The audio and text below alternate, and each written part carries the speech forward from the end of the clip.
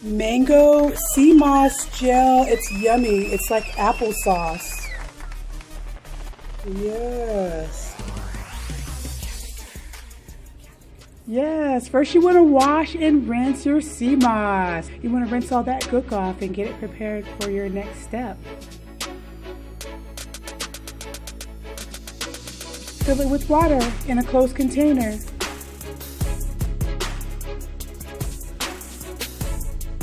And then we can store it in the refrigerator for 24 hours for it to process. So you're going to see that it's going to swell up. Take a look. Yes. So go ahead and rinse it off again, really clean, and then drop it in a high-speed blender.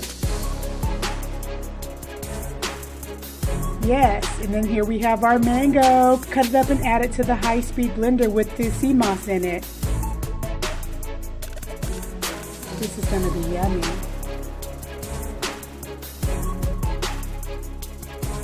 Ooh, and add a plant-based sweetener. I like to use coconut nectar, but you also can use date syrup or agave, whatever you like.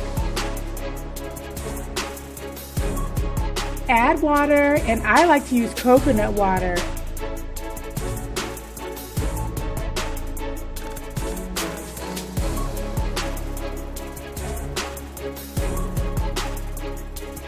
Yes, and we are ready to blend. You want to blend it up until you get the texture that you like. I like it to be super puree and almost like an applesauce texture.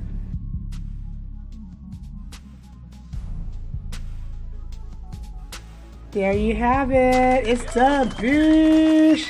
Yes, it should be stored in an airtight container in the fridge after you're done. But first, let's taste test it. Yes. I take about 2 to 4 tablespoons a day, depending on how I feel.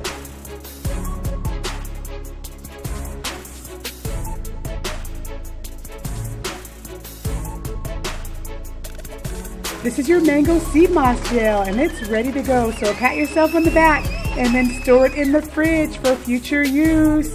And there you have it, you guys. So easy, so quick, but yes, mango SeaMoss Gel, that's how I get down. It's my vitamins, y'all. I hope you liked it.